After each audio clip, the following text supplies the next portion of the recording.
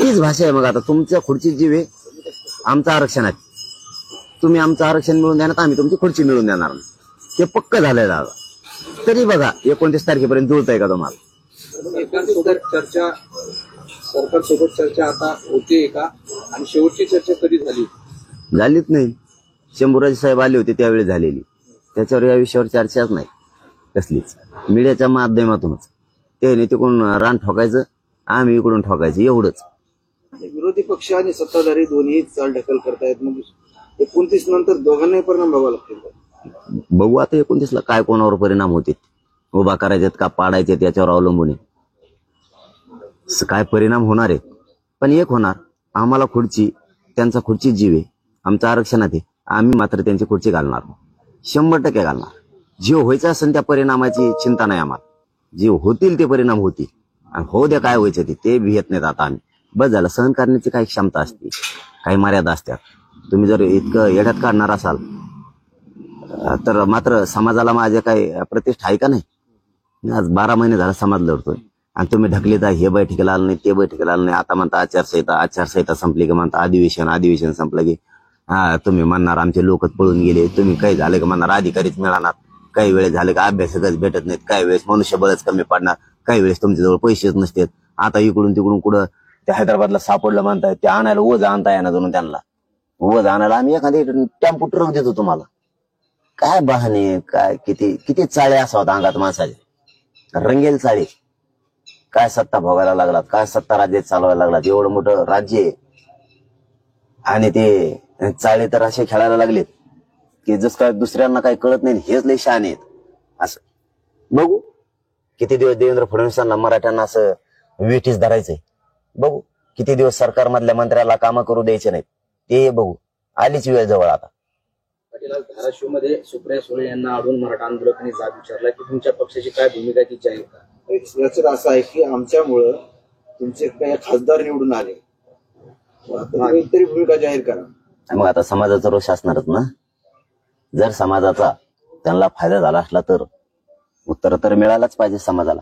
समाजाला खरंच मी पहिल्या दिवसापासून विनंती करतो, सत्ताधारी असून ते विरोधक, आपण जाब विचारूच नका. आपलं आंदोलन सुरू नाही, कुठं सुरू नाहीये. जाब विचारूच नका. आपण डायरेक्ट उत्तर आता यांना कायमचं आता 2024 ला देऊ, कायमच.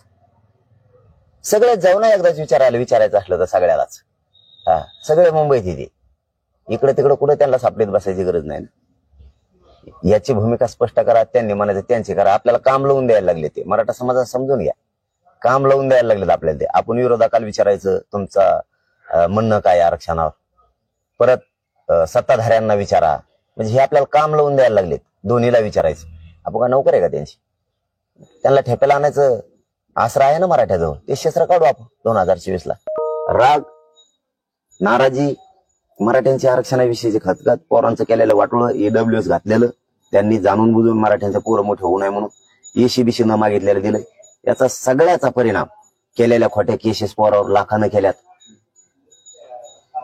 SIT नेमल्यात, अनेक केसेस केल्यात, अनेक षडयंत्र रचलेत, अनेक संघटना फोडल्या, त्या बुळबुळ करतात, काही समन्वय फोडले. याचा सगळ्यांचा रोष आपण 2024 ला दाखवू. मराठ्यांची शक्ती काय असते दाखवू ना. दमदारा, थोडा संयम बाळगा. मराठा समाजाला विनंती, संयम बाळगा. आंदोलन कोण करतं सुरू आहे सध्या मुंबई वगैरे? देवेंद्र हे दरेकर ते करतच नाहीत. लोक करते, आंदोलन करत नाहीत. त्यांच्या अंगात दरेकर घुसलेला आहे. दरेकर लक्ष्मीची जत्रा असते बघा, त्याशी माणसात ही घुसतो, मुसोबा घुसतो, विरोबा घुसतो, असे लय मोठे असतात. शेताने असतात बघा, तुम्ही बघितले नाही काय माहित, पण असतेच बघा, झाडा झोडपात असते ती येताळ बाबा, ती असे लागते माणसाला ती. तसं त्यांना दरेकर अंगात घुसलेला आहे. त्यांचे थाय थाय थाय थाय करते. त्यांना चापकावला भेटला की एकदा, मग त्यांना मेळ लागन कसं भूत उतरत असत. भूत लागलंय, भूत. गेल्या अनेक वर्षापासून मराठा समाज आरक्षणाची मागणी करतोय.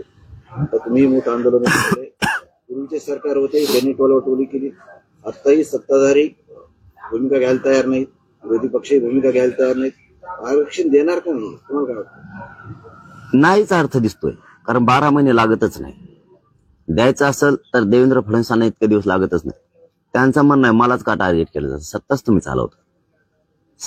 चालवताय. यांच्या कोणाच्याच काही हातात नाही. हे नुसते पुतळे बसलेत म्हणून बसल्यासारखा खेळ आहे. तुमच्याच हातात आहे, कोणाला द्यायचंय का नाही द्यायचं, करायचंय की नाही करायचं. तुम्ही छगन भुजबळच्या नादात सत्ता जर नाही घालून बसला तर तिथून पुढं लक्षात ठेवा माझा शब्द तुम्ही फडणवीस साहेब, भुजबळच्या नादात तुम्ही सत्ता घालून बसणार आणि मराठ्यांना खेटायचंय तुम्हाला. आम्ही ना पूर्ण तयारीने लागू. मग पाडायचे का उभा करायचे ते आम्ही आमचं ठरवू. तुमचा कार्यक्रम लावल्याशिवाय सोडत नाही, कारण तुम्ही आमचा कार्यक्रम लावलाय. आज 12 महिने झाले, 1-2 दिवस नाही या गोष्टीला. त्याच्यात ते दरेकर भूतमध्ये उठले. ते भूत कोणाला लागत आणि लय लय खावाड भूत येते. भूत वेगळे वेगळे असतात. कुणी काय मागत, कुणी काय मागत, कुणी चपात्या मागत, कुणी काय बेसन मागत, कुणी भजे मागत, कुणी नुकती मागत. हे भूताळच लय वेगळे. हे सत्ताच मागत आहे. ज्याच्या अंगात घुसन ते त्याच्याच सारखं बोलत आहे. हे डेंजर भूत आहे.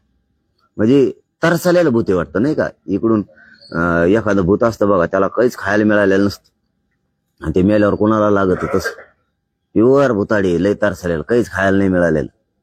आणि ते मराठ्याच्या काही संघटनाला समन्वयकाला फोडायला लागले. मराठा द्वेषाचं भूत.